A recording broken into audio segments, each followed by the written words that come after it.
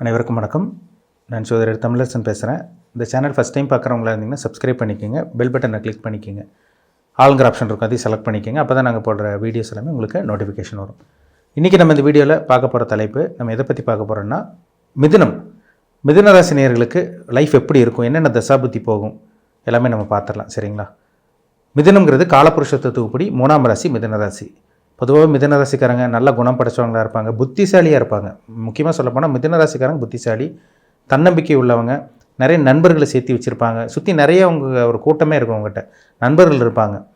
ஃப்ரெண்ட்ஸை விட்டு கொடுக்க மாட்டாங்க, ஃப்ரெண்ட்ஸுக்காக என்ன வேணால் செய்வாங்க. மிதுன ராசிக்காரங்க எப்போவுமே தனிச்சிருக்க மாட்டாங்க, கூட யாராக இருக்கணும், கூட யாராக சேர்ந்துருக்குன்னு நினைக்கிறவங்க தான் மிதுன ராசிக்காரங்க. ஏன்னா புதன்னா நட்பு, நண்பர்கள், அப்படி தான் இருக்கும். சரிங்களா? இளமையான தோற்றம் கொண்டவங்களாக இருப்பாங்க. நிறைய பேர் பாருங்கள், ஏஜ் ஆனாலும் வயசானாலும் வெளியே காமிச்சு கொடுக்காது. நிறைய பேர் மிதுன ராசிக்காரங்க ஐடி ஃபீல்டில் இருப்பாங்க, இல்லைனா வியாபாரம் செய்கிறவங்களா, பிஸ்னஸ் பண்ணுறவங்களா இருப்பாங்க. நல்ல பேச்சு திறமை உள்ளவங்க தான் மிதுன ராசிக்காரங்க. இதில் 3 நட்சத்திரம் வரும். மிதுனம்ங்கிறது வந்து பார்த்திங்கன்னா 3ஆவது ராசி, காலபுருஷ தத்துவப்படி 3ஆவது ராசி, 3ஆம் ராசி. 3 நட்சத்திரம் வரும். அதாவது மிருகசீரிஷ நட்சத்திரம், திருவாதிரை நட்சத்திரம், புனர்பூச நட்சத்திரம். இந்த 3 நட்சத்திரத்துக்கு ஒரு கேரக்டர் இருக்குங்க. மிருகசீரிஷ நட்சத்திரக்காரங்களுக்கு ஒரு குணம் இருக்கும், திருவாதிரை நட்சத்திரக்காரங்களுக்கு ஒரு குணம் இருக்கும், புனர்பூச நட்சத்திரக்காரங்களுக்கு ஒரு குணம் இருக்கும். இப்போ உங்களுக்கு வந்து ஒவ்வொரு தசாபுத்தி போகும். எல்லாத்துக்கும் மிதுன ராசிக்காரங்க எல்லாத்துக்கும் நேரம் ஒரே மாதிரி போகுமான்னு பார்த்தீங்கன்னா கண்டிப்பாக கிடையாது. அவங்க தனிப்பட்ட ஜாதகத்துக்கு தகுந்த மாதிரி பலன்கள் மாறுபடும். இப்போ மிருகசீரிஷ நட்சத்திரத்தில் பிறந்தவங்களுக்கு பிறக்கும் போது செவ்வாய் தசை, 2வது ராகு தசை, 3வது குரு தசை, 4வது சனி தசை வரும். இது முக்கியமான தசைகள். இது எல்லாம் பிறகு பெரிய தசை தான். பிறக்கும்போது செவ்வாய் தசை முடிஞ்சு ராகு ஒரு 18 வருஷம் தசையை நடத்தும், குரு ஒரு 16 வருஷம் தசையை நடத்தும், சனி ஒரு 19 வருஷம் தசையை நடத்தும், புதன் ஒரு 17 வருஷம். இந்த 4 தசையும் முக்கியமான தசைகள். இந்த 4 தசை வரும்போது கிட்டத்தட்ட உங்களுக்கு 60 வயசு, 50 வயசு, 60 வயசுக்கு மேலே தாண்டிடுவாங்க.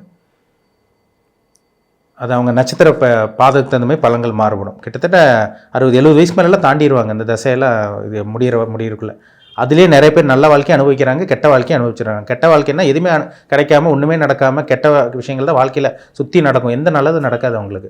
என்ன காரணம்னா அந்த கிரகங்கள் ஜாதகத்தில் கெட்டு போயிருக்குன்னு அர்த்தம். அப்போ ஜாதகத்தில் கிரகங்கள் நல்லா இருந்தால் தாங்க சில நல்ல விஷயங்கள் நடக்கும்.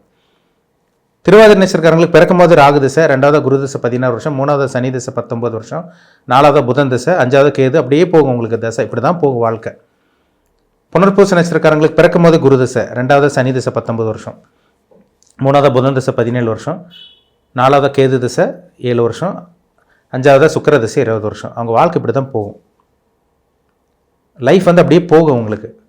லைஃப் வந்து பார்த்திங்கன்னா நல்லது நடக்குதா கெட்டது நடக்குதான்னு அந்த ஜாதகத்தில் இருக்கக்கூடிய அந்த கிரகங்களோட பொசிஷன் வச்சு தான் நம்ம சொல்ல முடியும். கிரகங்கள் நல்லா இருந்தால் லைஃப் நல்லா போகும்.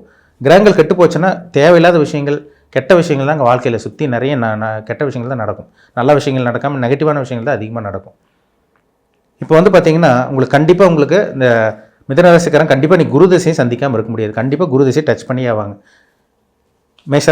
மேஷராசிக்கு வந்து பார்த்திங்கன்னா எப்படி குரு திசை வருமோ அதே மாதிரி தான் மிதுன ராசிக்காரங்களும் குரு திசை டச் பண்ணுவீங்க கண்டிப்பாக. சின்ன வயசில் ஒரு சில பேர் டச் பண்ணிடுவாங்க. அதாவது குருங்கிறது 16 வருஷம் திசையை நடத்தும். இப்போ நீங்கள்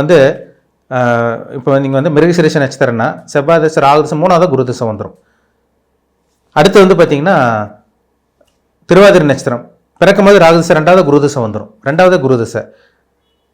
புனர்பூச நட்சத்திரக்காரங்களுக்கு பிறக்கும் போது குரு தசை வரும். அப்போ அந்த குருங்கிறது ரொம்ப முக்கியமான கிரகம். ஏன்னா சுப கிரகம். ஒருத்தர் குரு தசை நல்லது பண்ணல கெட்டது பண்ணிச்சுன்னா அவங்க துலாம் லக்னத்தில் ரிஷப லக்னத்திலே பிறந்து குரு பாவ கிரகத்தோட சேர்க்கையில் இருக்காருன்னு அர்த்தம். நல்லது பண்ணுன்னா நல்ல லக்னத்தில் பிறந்திருப்பாங்க.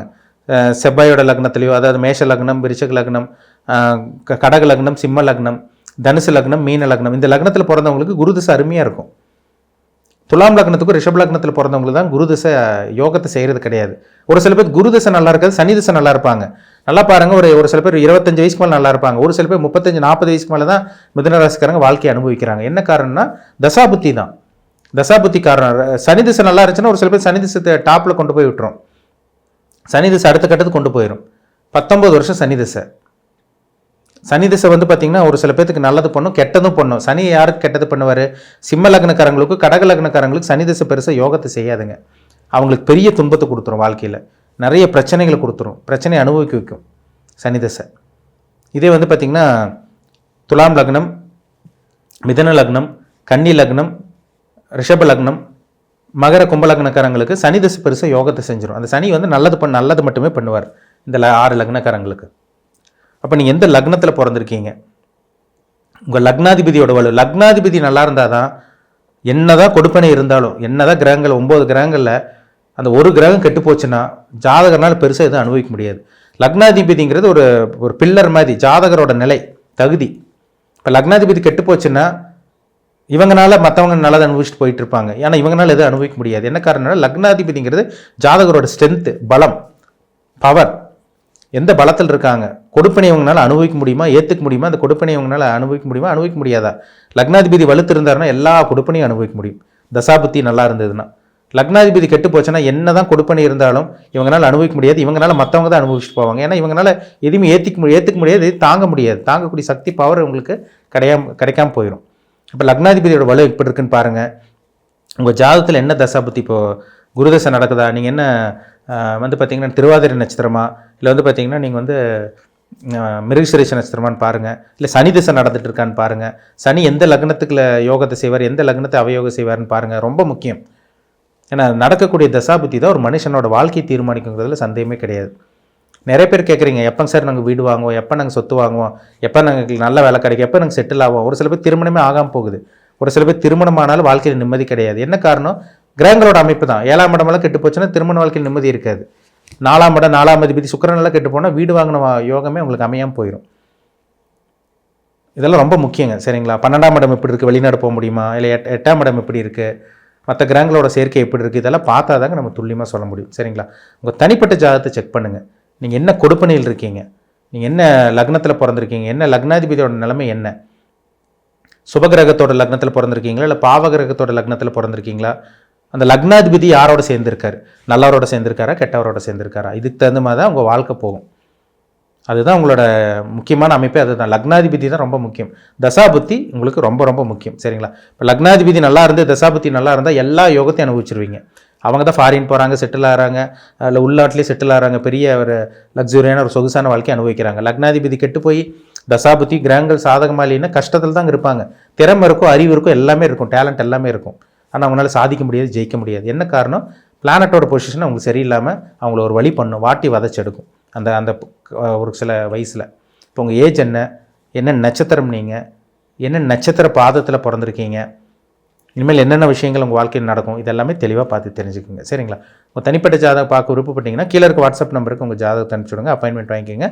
சுய ஜாதகம் பார்த்து தெளிவாக பார்த்து தெரிஞ்சுக்கலாம். அப்போ உங்களுக்கு ஒரு ஐடியா கிடச்சிரும், என்ன பண்ணலாம், என்ன பண்ணக்கூடாது, இனிமேல் என்னென்ன விஷயங்கள் கவனமாக இருக்கணும், எந்த விஷயத்தில் ஃபோக்கஸ் பண்ணணும், எதை அவாய்ட் பண்ணலாம், எதை வந்து பார்த்திங்கன்னா நல்ல விஷயம், எது பண்ணால் நல்ல விஷயங்கள் நடக்கும், இதெல்லாமே உங்களுக்கு ஒரு ஐடியா கிடச்சிரும். அதை பார்த்து உங்கள் லைஃப் பார்த்து நீங்கள் போயிட்டே இருக்கலாம். உங்களால் தெளிவாக ஃபோக்கஸ் பண்ண முடியும், தெளிவான முடிவு உங்களால் சிந்தித்து செயல்பட முடியும், தெளிவான முடிவு உங்களால் கண்டிப்பாக எடுக்க முடியும். தனிப்பட்ட ஜாதகம் பாருங்கள், ரொம்ப முக்கியம். சரிங்களா? பொது பலனெல்லாம் 15லேருந்து 20% தாங்க. தனிப்பட்ட ஜாதகம் தான் 80லேருந்து 85% பேசும். அதுதான் ரொம்ப முக்கியம். சரிங்களா? மீண்டும் அடுத்த பதிவில் சந்திக்கும் வரை உங்களிடமிருந்து விடைபெறுவது உங்கள் ஜோதிடர் தமிழரசன். இந்த சேனல் பிடிச்சிருந்தா உங்கள் நண்பருக்கு, உறவினருக்கும் ஷேர் பண்ணுங்கள், லைக் பண்ணுங்கள், சப்ஸ்கிரைப் பண்ணுங்கள், பெல் பட்டனை கிளிக் பண்ணிக்கோங்க, ஆளுங்கிற ஆப்ஷன் இருக்கும், அதையும் செலக்ட் பண்ணிக்கோங்க. அப்போ தான் நாங்கள் போடுற பதிவுகள் எல்லாமே உங்களை வந்து சேரும். நன்றி, வணக்கம்.